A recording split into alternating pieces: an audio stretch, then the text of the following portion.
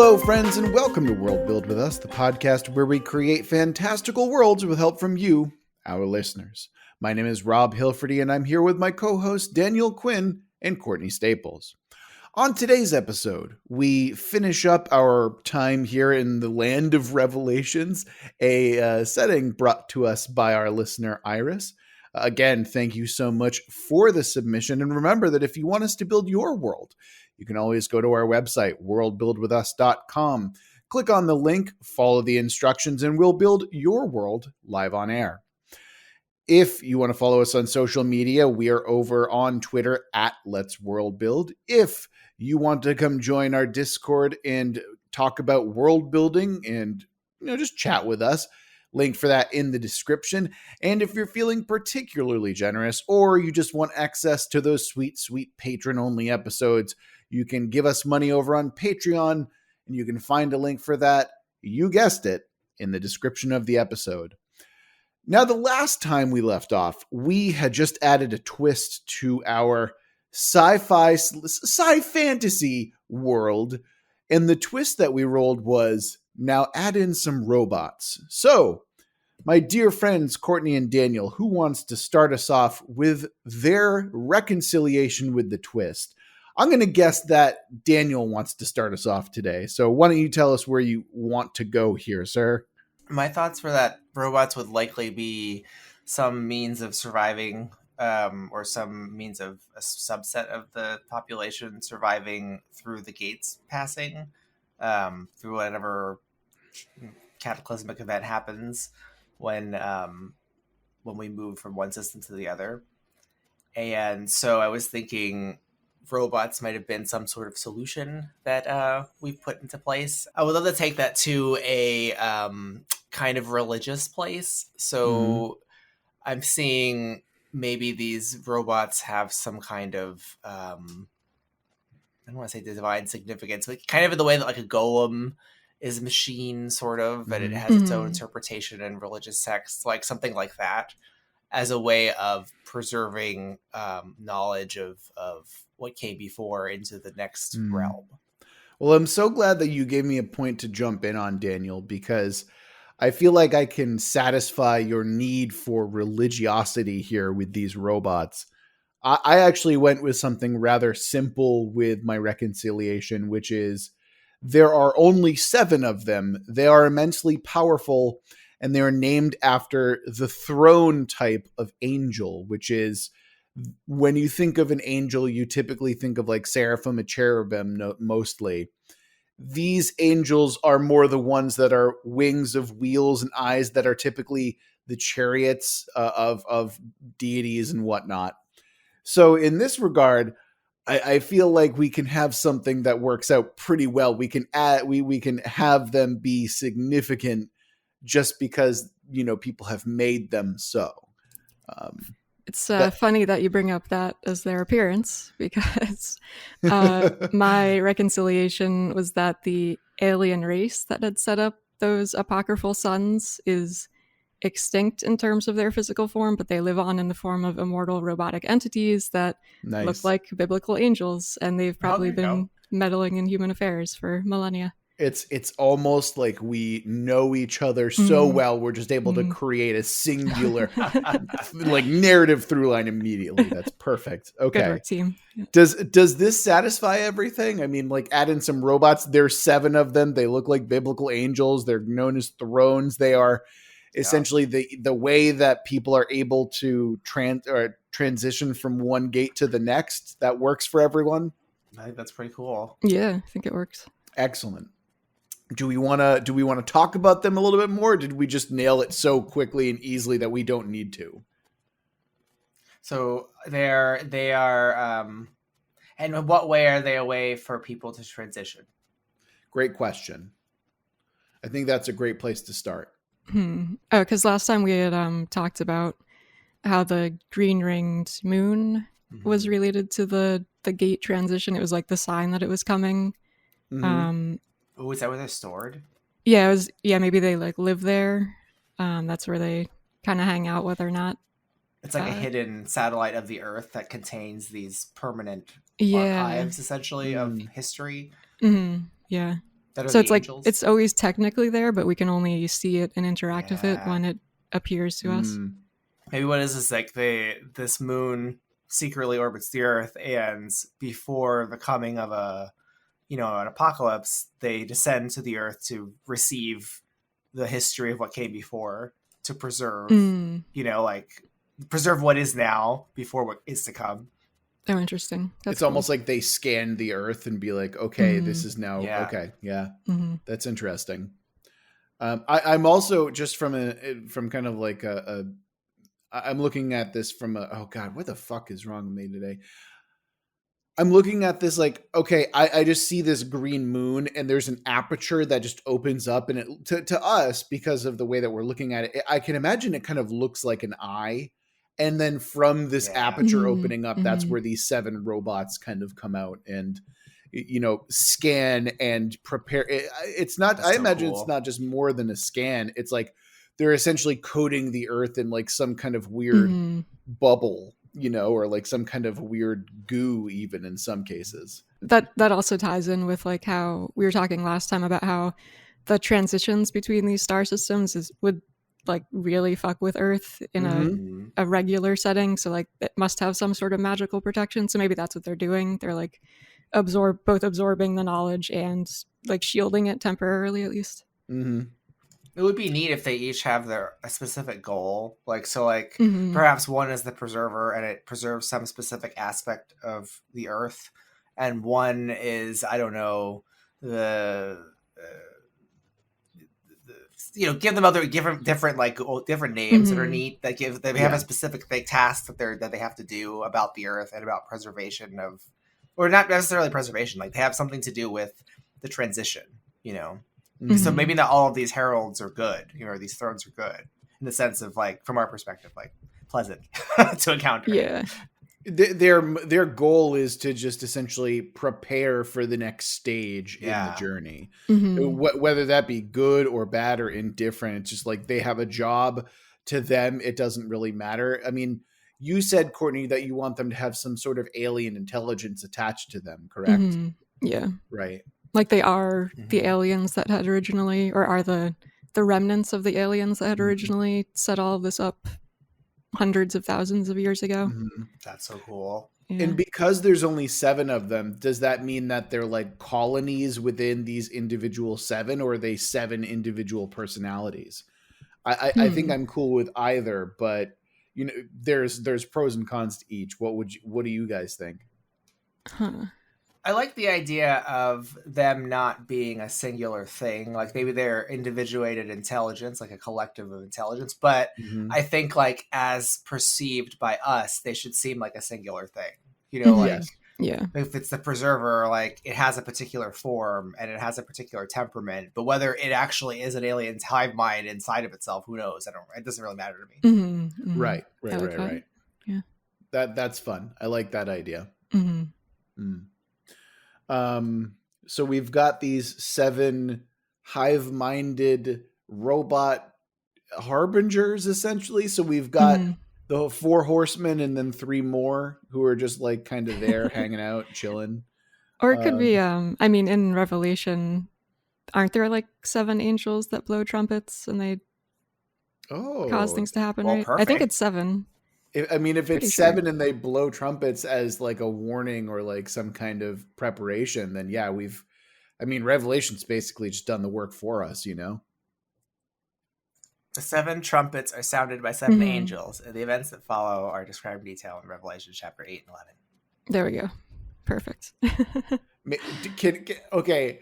I'm trying to not have them have comically, like oversized trumpets, and like as they blow, they coat the Earth in some kind of like a force field or something like that. Because that's like, to me, that seems very Terry Gilliam. I don't know. It's like, I mean, sorry. Continue that sentence. According to that passage, the angels sound these trumpets after the breaking of the 7th seal. These seals secure the apocalyptic document held in the right hand of him, God, who sits on the throne. Interesting. Yeah, that sounds. I think, yeah, like I said, Revelation doing a lot of work for us. It's great with how much you can interpret it. It's a They're wonderful book. apparently not trumpets either. It's a straight, narrow bronze tube with a mouthpiece of bone and a bell. Oh, wow. That's dark. That, yeah. Sometimes called woe trumpets. Woe well, trumpets. boy. Wow. That's kind of dope, actually. It is. Yeah. Okay. I think too, like, it wouldn't necessarily have to be like a physical instrument that they're using. It could just be like when they appear, they have this like really deep, ominous sound that can be interpreted as that type of noise. And is it? Okay. Okay. 100%. Can I maybe suggest that each of these 7 robots are collectively different alien civilizations, like not just all from the same civilization, but the remnants of 7 entirely different civilizations that have risen and fallen? Ooh, and they like came together at some point in the past to put all this together. Yeah, and or maybe it's just a continuation, and they're watching humanity as like the 8th kind of civilization that is in this. They're just like ushering them on to be the 8th robot, essentially. Like that's kind of what that can be interpreted that way, anyway. Yeah, like I'm reluctant to make that canonical, and more so to make that a interpretation of what's happening. Same, only because I'd rather not know what their actual intention is. Oh, I completely agree with you. I'm just saying that, like, to think of it that way is kind of a cool way to look at it, you know. Like if we're seeing if one view of this is that they are ushering humankind into some final transformation, that would be an interesting, like, making sense of it, right? From those trying to interpret it. But like they should fundamentally, canonically, no one should really have proof of what's happening.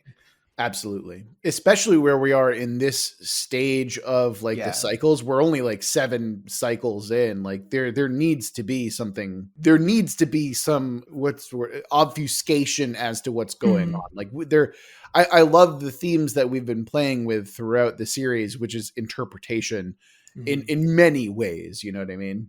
I'm sorry. I think the Bowls of Wrath are different. I was looking at the graphics though, and there's also graphics for the trumpets, which are quite nice.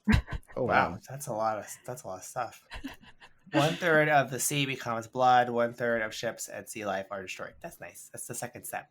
Yeah. Just number 2. This is why Revelation is my favorite biblical book. Well, yeah, it's basically like Revelations is basically stops becoming a fairly dry historical text and starts becoming like fan fiction. Basically, like, it would be fucking sweet. Like this is what's going to happen, you know? Yeah. Those are really helpful graphics, though. They are, yeah. If only those were in the Bible. What's that? If only those were in the Bible. Infographics on each Bible page. Like, this is what happens now. Exactly. That would have made with like shitty clip art. Yeah. Hell yeah. All right, so I think that we've done a fairly good job at interpreting the twist here, which means that we can roll right into our revelations.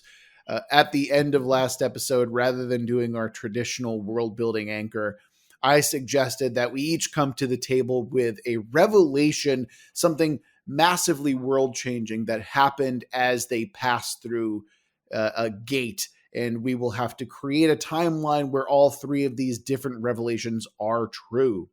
I had Daniel go first last time. So, Courtney, why don't you tell us what your revelation is? All right. I took inspiration directly from the book of Revelation, not surprisingly. One of my favorite parts of the book is the opening of the 6th seal. It's very visually evocative, and I think it really fits in well with the 14 sons thing we have going on. So it is, and I beheld when he had opened the 6th seal, and lo, there was a great earthquake, and the sun became black as sackcloth of hair, and the moon became as blood, and the stars of the heavens fell into the earth, even as a fig tree casteth her untimely figs, when she is shaken of a mighty wind. And the heavens departed as a scroll when it is rolled together, and every mountain and island were moved out of their places. And the kings of the earth, and the great men, and the rich men, and the chief captains, and the mighty men, and every bondman, and every free man, hid themselves in the dens, and in the rocks and the mountains, and said to the mountains and rocks, fall on us, and hide us from the face of him that sitteth on the throne, and from the wrath of the Lamb, for the great day of his wrath is come, and who shall be able to stand? it's pretty dark. Damn. I can definitely see why you like that passage. Yeah. So my interpretation is that during one of the passages of the Earth into a new system, the sun that they end up orbiting is actually a black hole.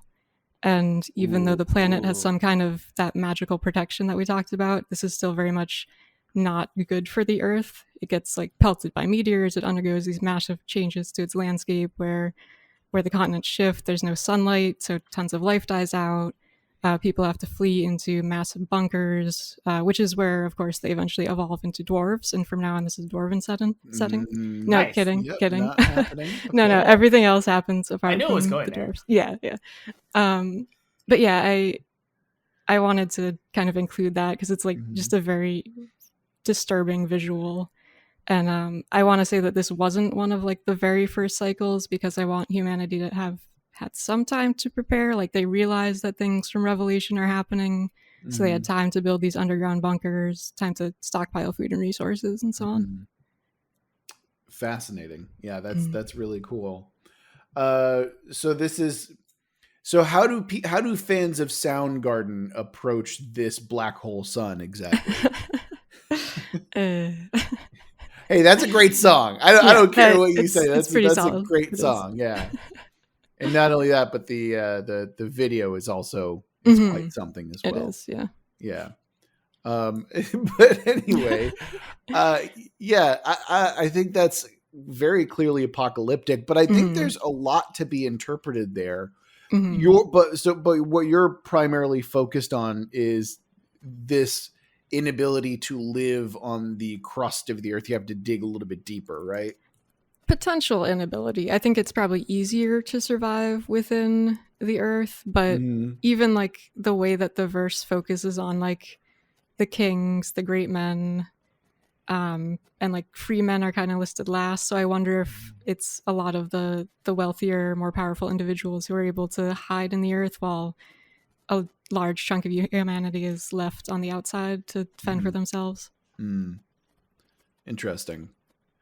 Daniel, what do you think? How are you thinking about this black hole sun situation? I'm always a huge fan of black hole settings or black holes in general. They're my favorite celestial object because they're places where the rules of science break down. And I think that's appropriate given what we're talking about, with eschatologies like this. Yeah, I'm with you 100%, Daniel. I think I've told my black hole story of Googling black holes in the 90s or in like the early 2000s. Well, no, it was the late 90s when I was like a still small child, but I'll not tell that story again. I'm also with you. I think that black holes are just a really cool, like, astronomical phenomenon, and doubly so when we're talking about eschatologies, for sure. It's really cool. Yeah. I guess this also gives us an opportunity, speaking of like messing with reality and the rules of things, like gives us an opportunity to mess with time if we want to switch up how time is being dealt with in this particular system. Oh man. I mean, it makes sense because if the Earth is now in the proximity of a black hole, it would experience the effects of time dilation. So we'd have larger gulfs of time to pass through from the perspective of people outside the area, Yeah, that's very true. The easiest example is visualizes Interstellar when they had a chance of potentially being trapped near that planet that has the high waves for a really long time if they didn't time things properly. Yeah, this little everyone's seen this little maneuver is going to cost us 50 years. Gift / meme, of course. I suppose what I'm interested in is like, can we name some major events or points that happened during this age of this black hole sun revelation? I think that'd be fun because linking all of the histories together is supposed to be kind of the fun little exercise that we do once we're done with all of it. I mean, one of the ways to look at this too is especially in science fiction, there's different forms of, not to say this is science fiction, but in science fiction, there's different ways of telling stories than you'd see in a lot of literary fiction nowadays or speculative fiction that's contemporary, in that if we're thinking of like Isaac Asimov, he likes to tell some stories on the grand scale. Like it's not about individual characters or the progression of one character's journey, but more about um, large scale events, right? And so I wonder too, in this Mm. kind of setting, are we describing the sort of big movements that happen to civilization? You know, what are the outcomes? I'm thinking of like Foundation, for example, and where that follows. You know, it does have a character behind it that's kind of narrating these things that happen, like Hari Seldon, but it's really about what's happening to humanity over these gaps. And so I wonder Mm. too, like, is that one way to talk about what's happening here? Like during the black hole period, where you have people living under the earth and there's this specter of the apocalypse.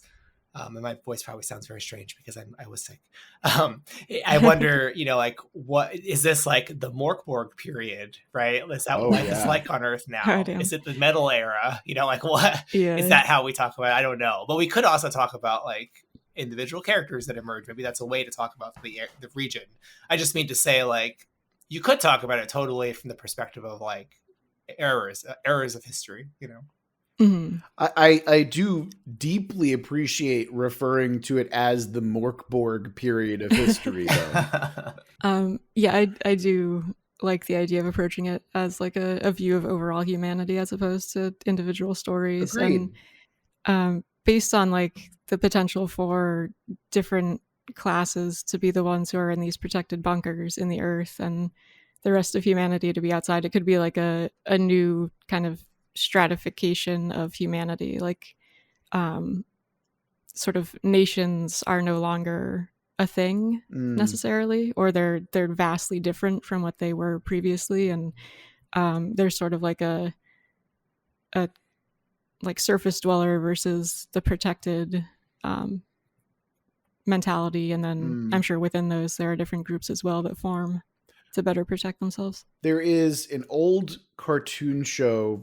I say old, but it's like really from 2006, which is now old, I guess. I don't know. Anyway, there's an old cartoon show that only had one episode, and I always remember its opening crawl because it has this great voiceover. And one of the lines that always sticks out to me is, civilization's grip on humanity has grown arthritic and weak. And I feel like that's exactly what we're describing here, where civilization is really like waning in like a really dark and deep way here. It's almost as if it's like, this is the post-apocalypse that all the doomsday preppers are really hoping for. Not the apocalypse that will happen, but the one that they want, where it is fairly savage. And not Courtney, by the way. Courtney wants one that's a little bit cooler, but you know, like that's the general concept that we're kind of rolling with here. That's like a pretty brutal intro crawl for a cartoon. What was it? It was it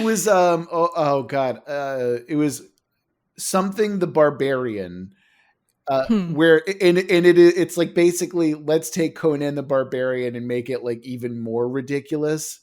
Oh, damn. That sounds awesome. We watched it together. I remember that like a very long time ago, but yeah. I always remember it being disappointed there was only one episode because it's so over the top and ridiculous and bloody. It was great. I think it's like Grognar the Barbarian or something like that. Yeah. Anyway, so I think that we're the way that we're approaching these ages is kind of fascinating, and I'm really curious to see what Daniel's follow up to this age of Morkborg is that we're kind of dealing with here. And what's interesting about the thinking about the ages too is it makes you wonder, from people who are trying to interpret what's happening, like how do they see an age of Morkborg living through that? If it's you know, the traditional religious take might, or a traditional religious take might be, oh, this is a test for our survival and for our being better afterwards. You know, that's one way to view it. You know, the dying Earth perspective, which is far more cynical, might say like, you know, this is the withering away of humanity into nothing, you know, into its primal instincts or whatever. So you'd have all these different kind of angles from, you know, whoever's trying to survive this, if there is such a group or perspective that's persisting from generation to generation. But to answer your question, yeah. I have a far darker one. So it's similar to How? yours too. Yeah, but it's very similar to yours. Wow. So among the celestial objects I'm really fascinated by, besides black holes, are all the permutations of that. So one of them is a not quite black hole, so a neutron star.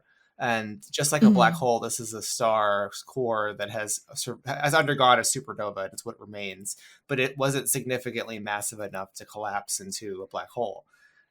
So in particular, pulsars are what I'm interested in. So pulsars are spinning neutron stars, and they spin really, really fast. And you think about like a humongous star, much more massive than our own, that's been collapsed into the size of like a city.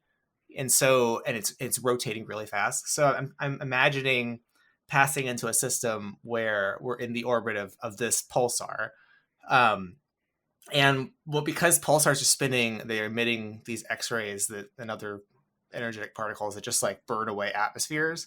So, and it would take about 1,000 years or so to burn away our atmosphere completely. So I'm thinking, the angels arrive. They're in the presence of this spinning star, which must look totally rad from the Earth if you're in the orbit of it. And over the course of 1,000 years, it burns away the atmosphere, the oceans, destroys all life on Earth. But the people undergoing this period of being in the presence of the star that's destroying the Earth want to find a way to persist. And because we've introduced these angels, and I had the idea of persisting by converting ourselves to some kind of digital life, I'm thinking instead they seize one of the angels and they use it as a way to persist on the Earth inside of it. And so as all life over this 1,000 years is completely annihilated, we invest our efforts into putting our essence, our DNA, our record into this angel that's been chained to the Earth. And so what happens is we have thousands and thousands of generations as the Earth orbits this pulsar, where we are able to evolve within this angel as a different kind of life. And perhaps the next, gate, the next passing is the emergence of this form of life into physicality from this angel. So you'd have this really crazy setting where maybe, I'm thinking kind of the styling of Melancholia or Tree of Life, where you have these kind of impressionistic existence within this angel as the Earth itself is completely stripped of all life, and all that persists are these memories of the angel that's bound to the Earth. That's brutal. That's incredibly dark, Daniel. Yeah. Wow. I'm glad that I went lighter with mine this time. So, all right, let's talk about this Rob. age, though. No. We need to talk about your age. Also, I looked it up while trying not to be depressed by Daniel's revelation here. It's Korgoth of Barbaria. Only one episode was ever released, and you can find it on YouTube real easy, I'm sure. It's a fun little fantasy romp. I don't know how well it's aged, but that's always a crapshoot on that type of stuff. With that being said, let's talk about Morkborg 2 Even Darker, I guess. So yeah, let's start there. I mean, with Courtney, it was more about experiencing a degeneration of some kind, like a decay of humanity into something much darker and more violent. Daniel, in yours, this is almost an acid scouring of humanity from the planet itself. Is that perhaps more accurate than what we're considering here? Yeah, there is no survival for organic life on the Earth. Right. Totally strip the Earth of life. And humanity, in the meantime, is up in this angel, just trying to survive as best they can. Yeah, and by survive, I mean they, over the period of the Earth's atmosphere and oceans being stripped away by this pulsar, they know they cannot physically survive this. They can't put themselves in the angel physically. They're going to be utterly destroyed. So they have to convert humanity itself into some other form of life that can persist in this angel and evolve in it. Mm-hmm. Interesting.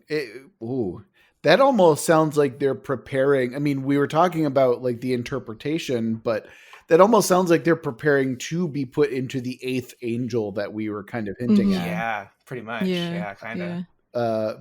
If that's wow, that's really interesting.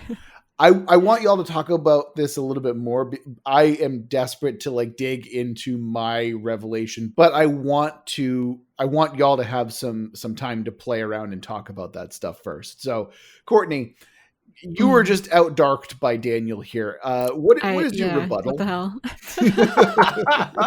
What gives, man? I was building upon your classic and very well appreciated darkness, that without which we could not have the next step. I do actually like the idea of this occurring right after the black hole revelation, which also, I know you said that like the atmosphere is being wiped away, the oceans are burning up and so on, but like if they did have those underground areas, would there be potentially pockets of humanity that still could survive as humans? My answer is no, because because of the proximity to the pulsar, no amount of surface area could protect you from the cosmic radiation. Okay. I want all life totally stripped from the Earth. And unless they imbue themselves in some other form, in some digital form, in this angel which has been designed to persist through the gates, they are gone. Yeah. Interesting. Okay. How were you thinking of them being able to pass on, Daniel? Well, I didn't want to have like a scientific answer to that, right? Because I want to respect the premise of this kind of having its divine magical sense. But I was thinking back to movies, like I said, of Tree of Life, especially Tree of Life, which the way that movie is told is impressionistic. Like there isn't really dialogue, and it's imagery, and it shows you generations, and it even shows you dinosaurs. It's crazy. It's a really amazing movie. I'm thinking like whatever we've converted ourselves into, this spark of persistence in this angel, like contains the record of humanity, like the memories of humanity. And it kind of is a soup that for the time being is empty and lifeless. It has these memories, but over time, however long it takes to get to the next cycle, it eventually becomes complex enough to be its own form of life and then can emerge again. So have we like essentially duplicated that angel and we're using that as like our humanity backup hard drive? Yeah, or like an arc almost. Like we've put ourselves into it as an arc, since we can't manage to capture it and bring it down, bring it off that moon, right? And we're harboring ourselves in it just to go past the next, revelation. Fascinating. Really interesting. That is very cool. And once again, we have inadvertently created a beautiful arc between the three of us. Because my revelation, I was thinking that I kind of wanted to step away from it being a purely Christian kind of mythology that we're dealing with here. So I Google searched eschatology, which is like end time stuff and folklore, scrolled through the Wikipedia article, and I found Zoroastrianism, which I find to be rather interesting. And here I'm going to give a little, just a quote from the Wikipedia article that has inspired me here. A battle between the righteous and the wicked will be followed by the Frashakoredi, excuse my pronunciations. On Earth, the Saoshyant will arrive as the final savior of mankind and bring about the resurrection of the dead. The Yazadas, the Aryaman, and the Atar will melt the metal in the hills and mountains, which will flow as lava across the earth, and all mankind, both living and resurrected, will be required to wade through it. Ashavan will pass through the molten river as if it were warm milk, but the sinful will burn. It will then flow down to hell, where it will annihilate Angramanyu and the last vestiges of wickedness. So that's badass. It's quite badass. Pretty amazing. And as a result, I was thinking, I'm like, okay, that's really cool. I love that concept. And so I decided that during my revelation, a seemingly random number of people who have died in previous ages' revelations will be resurrected, and no one can die a non-violent death during this age. So that's my revelation. We went from decay to utter annihilation to rebirth, and it was completely unintentional. Random. That sounds like the kingdom of God. Like you've created the Yeah. final step, right? But it's not even the final step. That's the crazy Mhm. thing. We're like halfway through. Right. But yeah, I like that it's kind of like if it's like it's a next step in our evolution in a way. It almost Mhm. makes sense if they transition from having no physicality, like that was they had to sacrifice their physicality to persist, and then the next generation is you can't die from violent means, right? That almost is like a gift for having done that, right?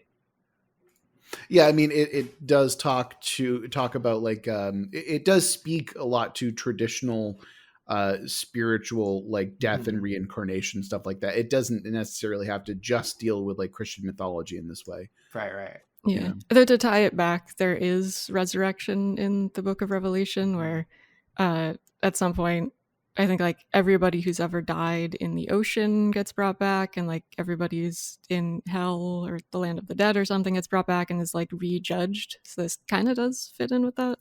You can't see me because we're an audio only podcast, but I am doing the jerk off motion. So I'm just saying. I did true. my bachelor's capstone on the Book of Revelation. I know. Yeah. I'm Somewhat giving you familiar shit with this. because I can, Courtney. Okay. I mean, it's a cool thing you mentioned because it makes me think.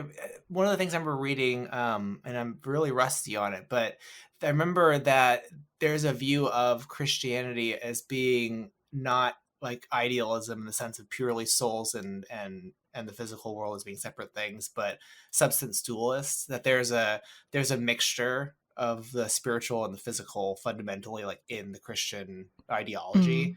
And like the resurrection and the physical resurrection, the literalness of it is like an expression of it, especially in Revelation, which I think is neat because that makes us think that, there's not these two separate realms. There's something kind of material about everything, even in the Christian like texts. That's interesting. That's really, you said you don't remember where you heard that from? I want to say it's probably in one of my philosophy classes that we had when we were like an undergrad, and I was struck by when the professor was talking about that it's not like the sense of the spiritual isn't like it's thought of in say like Aristotle, a place of forms and ideas, but that in the spiritual form of Christian theology has a fundamental physicality to it because of the resurrection. That's so interesting. I've not heard anything like that before. Yeah. Well, what do we want to get out of this age, I suppose, is the next question. Like we've kind of answered that question for each of them thus far. Is this like a genuinely kinder, is it a more respectful or kinder version of humanity that comes from this scouring, or is it something else entirely? Is it an age of excess and sloth? I mean, this is a land where death doesn't really exist except for those who want to take life. So what does this age look like after the darkness? What are you interested in it looking like? It is your age after all. Just because it's mine doesn't mean that it's actually mine. This is just my idea. And of course, I'm always willing to like cede to a better or more interesting idea. I think that we can really go one of many ways. I mean, I had childhood's end in mind last episode, and I feel like this time is no different, where there is some level of ascension. But again, I don't necessarily believe that this is purely a kindness that we're experiencing here. So you'd like something with a twist, like it has, there is a transformation. Perhaps it is positive from certain perspectives, but there's some other angle to it to be interpreted. I mean, going to in your pulsar age, Daniel, how people sort of hid in an angel form to survive, or like put their psyches or souls or however you want to interpret it maybe during that process, and thus in this age, like there's a greater empathy for each other because of all being sort of crammed together in that psychic space, if that makes sense. Yeah, I like the idea that these are linked. Like the consequences of one Yeah, yeah. era affects the other, and perhaps it informs Absolutely. his Yeah. new generation. And I think Yeah. it almost is like yours was as a precursor to the final test, right? And even though this is only a few steps in, like it seems like there's an intentionality that we're building inadvertently when we design these errors. Like there's an intentionality to the angels and to the things that are behind this. One thing I do want to emphasize as well is that I chose that it wouldn't just like the people who are resurrected just don't come back from the previous era, but seemingly at random from other eras as well. In a way, I almost see this as it's deliberate in some way, or perhaps there is interpretation for it to be deliberate and an understanding or there is a seeking of understanding as to why particular people were chosen, quote unquote, chosen to be returned to the world. I wonder too, thinking about our twist with robots, like if their forms are very different than human beings. Like because you picture like for this, given the source you chose, I wonder if it's like some really fantastical version of bodies, that have a very different not machine-like, but a very different, more sturdy form. That's a fantastical take on the human body. Yeah, it's funny you mentioned that because when he was describing, what was it, the metal melts and flows down, and it's like people have to wade through that. Maybe that is part of the new form. Like that is hinting at like a new robotic mechanical form that they take on, where their forms are metallic in some way, or like an alien kind of like metal or flesh that's superior to what came before. Why do I feel like this just reminds me of when we did our episode on the sun that was really close and like the people were trapped within the robot bodies?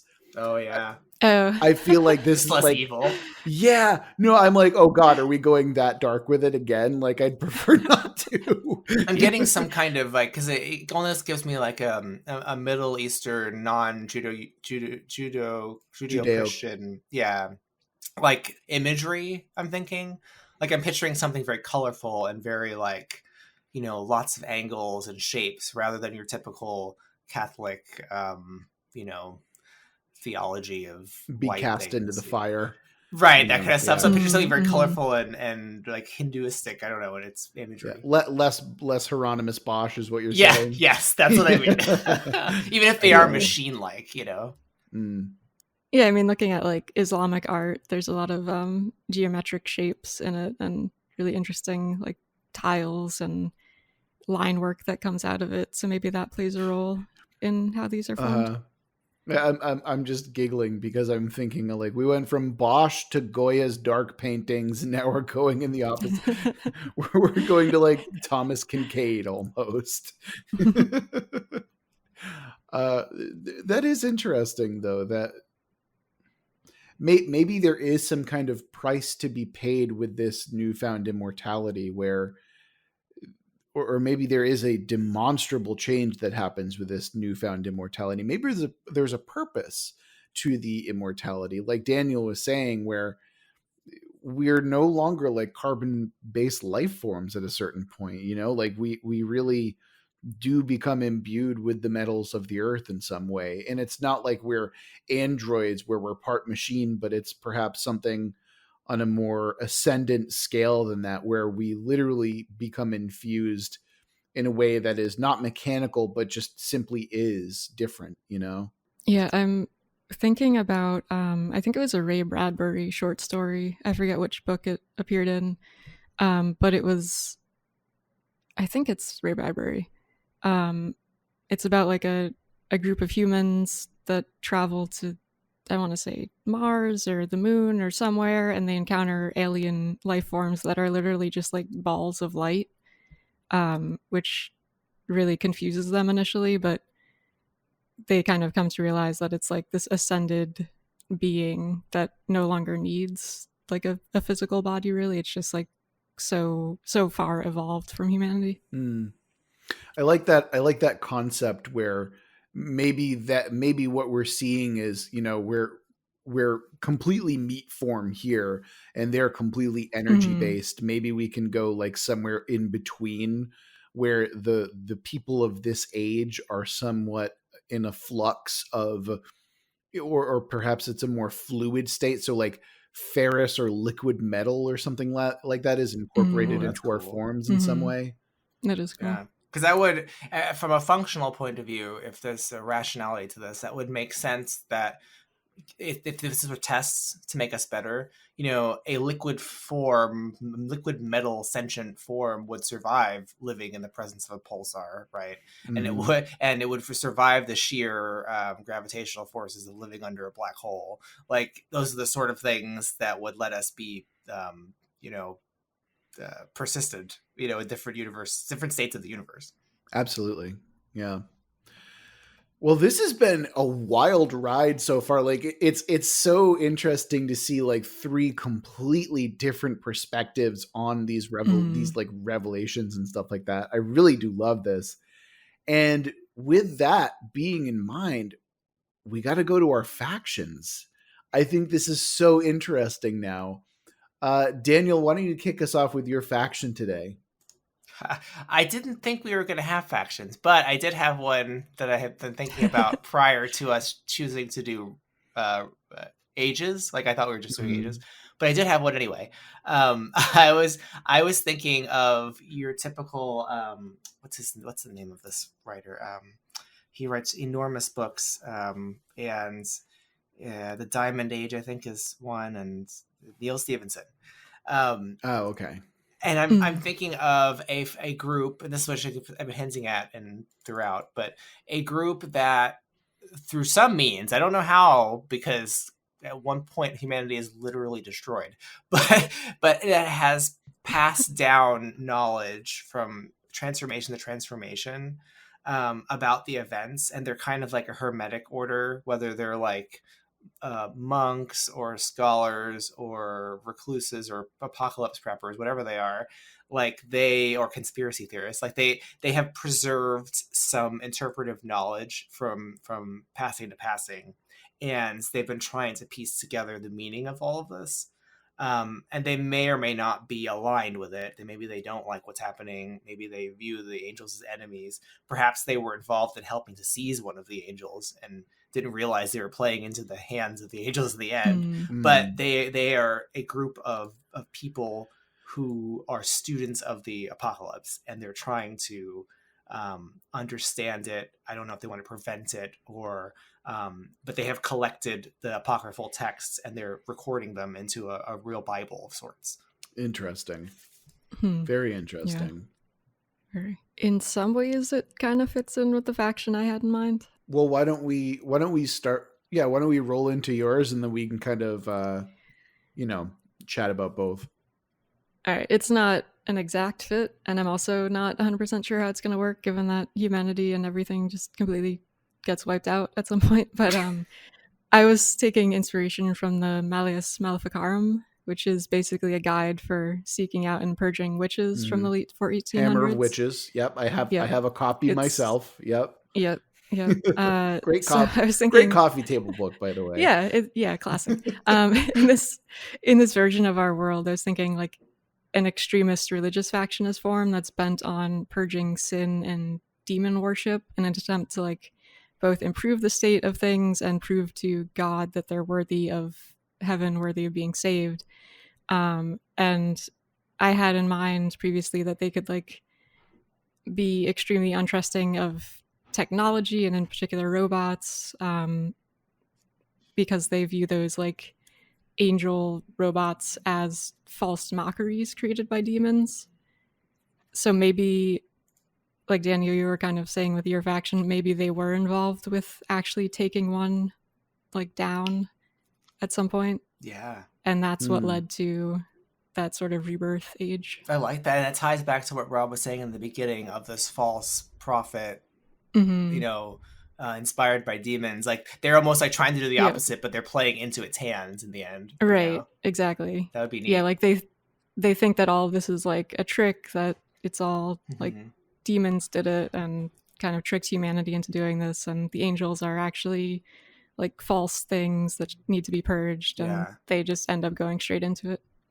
And I could see there being like variations of them over time. Like this one might be very fanatical and it led to those steps. But then those who in the next phase pick up the teachings and the writings of them might have a different perspective, but they're carrying along the mystery of it, trying to understand it. What I continue to think of here, right, is that when we consider going back to like the devils that we had, like they're always considered evil by everyone, right? And in this case, I can't help, again, my brain is just stuck on Arthur C. Clarke. I can't help it. I'm just thinking like they're demonstrably not evil. They're literally the stewards of these ages, right? Like we were looking at them as though they're evil, but they're like, look, we're sorry that we have to do this, but this is what's happening to you. And we can't really describe it elsewhere, Yeah, they have a plan. Oh, it's like a divine plan, and it's got, I think it has the distance in terms of kind of the human empathy we would have for something we're doing to someone to help them. Like it has so much distance that it feels alien, which I think is the trick we were trying to accomplish in the beginning, right?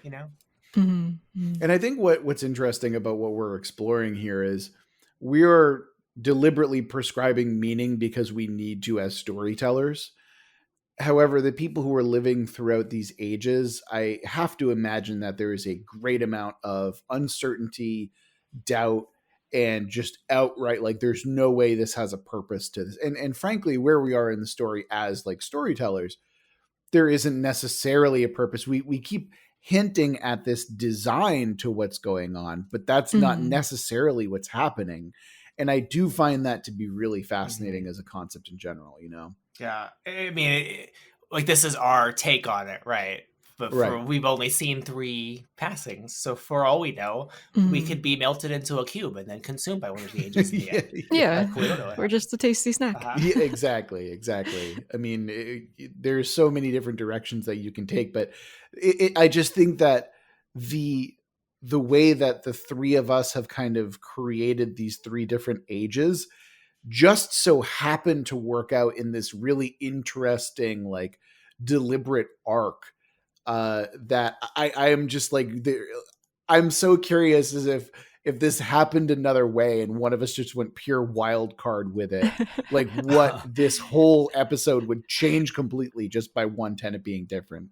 And I love that. I love seeing how this has been like kind of manufactured, Well, I think what's interesting is this speaks to world building in a way, because I think even though we're doing fantasy work, right, where it's totally imaginative, there aren't really rules that are imposed from the outside. Even that being the case, like there is, and this goes back to kind of what our friend of the podcast, C.R. Rowitzen, has said with respect to magic, that there is a kind of logic and reasoning in world building, and 3 people who have totally different ideas, given the same premise and the same boundaries, might find logical conclusions that are the same, because there is a sort of logic in world building. And that's because one of the things you do in world building is you have a certain suspension of disbelief. And unless you're deliberately going off into the deep end, which you can do, to rock expectations, we're going to arrive at similar certain conclusions given a premise, because it makes sense for that to be the case, right? Unless we're trying to work against those conclusions. This just makes me fascinated to go back to another premise or prompt that we've done before and then do that again, like with no other ideas, like see how different that would actually end up compared to what we came up with the first time. And in certain cases, like it's kind of impossible to look at that and know that the other one is there already. It's like, it's hard to have that be completely organic. But I'm just fascinated to see like what would happen if we could remove that and redo a prompt all over again. Like if we could reach across into a parallel universe and see what this setting looks like from a different lens, you know? Oh, I guess I still got a faction, don't I? You do, actually. Damn. Yes. Right. So my faction, I guess we'll go now. My faction, I was thinking about what Daniel was saying about the priestesses of Dune, Frank Herbert's Dune last episode. And I really thought that your faction was going to be more in line with that, Daniel. But what I'm interested in talking about are a sect of people who are not necessarily religious, but they believe deeply in preserving things. They're preservationists. They are people who believe in preserving the histories through the revelations for their own needs. I had this in mind, not necessarily for any greater good. In my mind, I have this as they're almost like it's almost like they're creating a museum of sorts that they can showcase to the rest of the universe, just because these fleeting moments in time are exactly that. They're fleeting. You cannot recreate them. So to preserve them is this particular faction's goal. It's funny, because I feel like all three of ours are variations of this similar cult, right? Like they're almost like different flavors that have occurred. I would almost argue like perhaps each of these is the same cult, but they've appeared in different ages, right? Or they're just different religious sects. Yeah, of the same branch, you know. I could see that. Like Courtney's is the extremist ones. Might be more of the like esoteric, recluses, apocalypse preppers. Yours seem like the curators and the archivists almost. Well, you know me. I have a love of history. So. Right, they're the historians. Rather, they're probably the most reasonable ones, I'd say. Probably. See, I wanted to make them slightly unreasonable. Okay. Like, I wanted to make them a little wacky in that way, but I think compared to the rest of you, maybe that's what we're perhaps here. They're more approachable. Yeah, maybe in some cases, even I might consider it that like. Maybe in a couple thousand years, they'll look like the reasonable ones, but, in their own time, they're also doing stuff like, I look at it as something akin to, we're trying to freeze as much of the world in carbonite as possible, just to preserve things as they are exactly, so we can learn and study them in the future. Oh, interesting. I was also interpreting it as like, maybe they're just like hyper neutral to the point where they just won't intervene with things. And that can often lead to them just letting horrendous events happen for the sake of being able to record it for history. I don't necessarily see that. I actually see them as like, or maybe even they see that a horrible event is going to happen. They take advantage of it by snatching that parcel of land and just coding it and being like, look, you can either choose to come with us or die. It's entirely up to you. What do you prefer? Would you rather be preserved in this like kind of chrono bubble type situation? Or would you rather like die? And actually, now that I said, I wasn't even considering chrono bubble until I just said it. But now that I have, I think that's what I'm going with, that they're trapping people in moments of time in like loops, essentially. So imagine that you're reliving your best day every day. It's like Groundhog Day. But actually, that's exactly what it is. They're trapping moments. They're trapping days or months at a time in some cases. That's kind of disturbing. Yeah, well, I told you I didn't want. They didn't necessarily want to be the best people, Yeah, it's interesting. I wonder how that plays into other, like how they deal with the eras that occur or the revelations that occur. Like what happens with everything when that pulsar era occurs, I mean, I like to imagine that it does persist, but I think it persists at the expense of the people who are trapped within those chrono bubbles. Like they really can't escape. They cannot leave, Yeah, I imagine that their knowledge could still persist, being that it's converted to another form, in the soup of all the other memories. What do you mean by that? So like we're asking like how do they persist like that sort of apocalypse? How do they preserve what they've been archiving beyond that particular apocalypse? Well, I think like a lot of that information is in their heads too, right? So perhaps it's a matter of like making sure that when they undergo this process because they would be aligned with humanity trying to survive it, right? Yeah. That they contribute that to the pool of all knowledge that gets put into the angel. Maybe it's they're coming out of hiding in a sense in that way. Interesting. Yeah.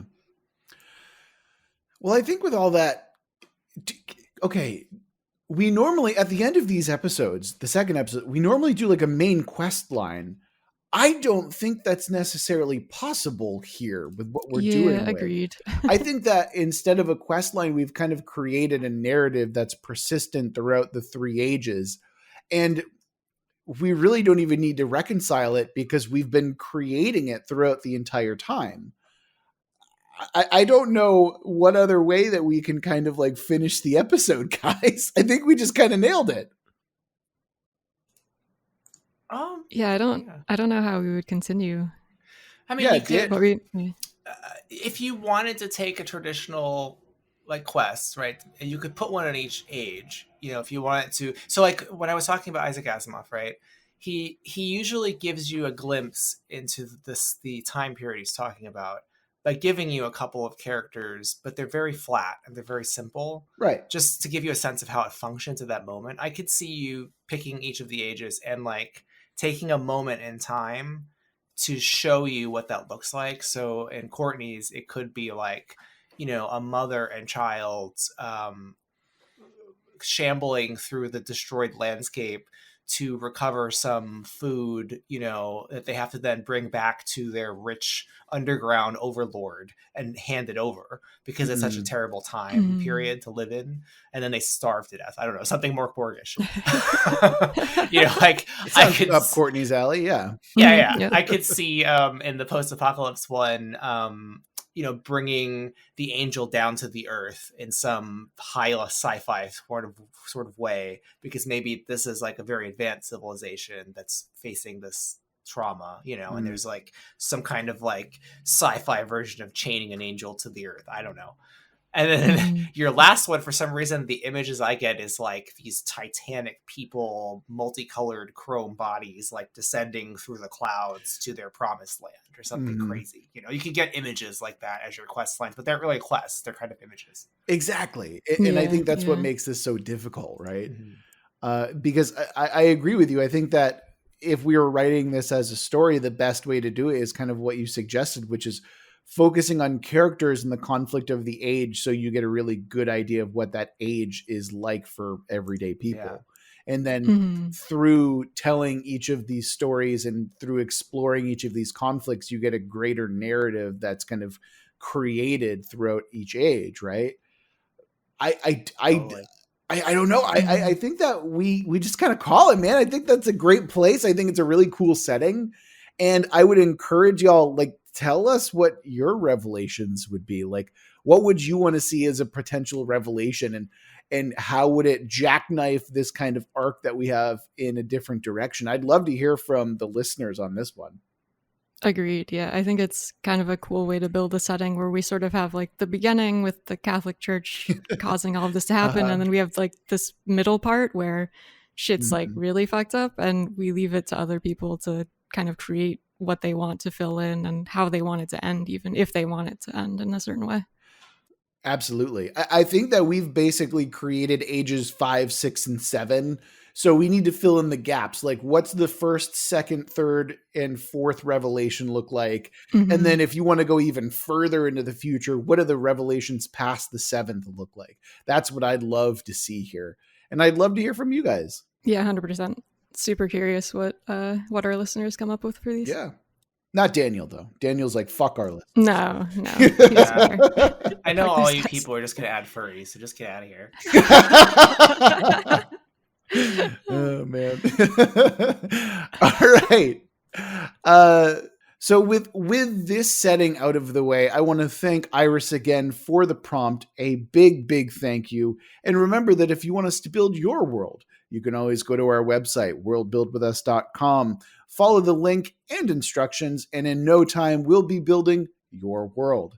If you want to follow us on social media, you can go over to Twitter and find us at Let's World Build. If you want to come join our Discord and chat about your revelation, you can find a link for that in the description. And if you're feeling particularly generous, or if you just want those sweet patron-only episodes, find a link in the description and give us money over on Patreon. That'll do it for this episode of World Build with Us. Remember that we love you very much, and we're going to get through this together. Until next week.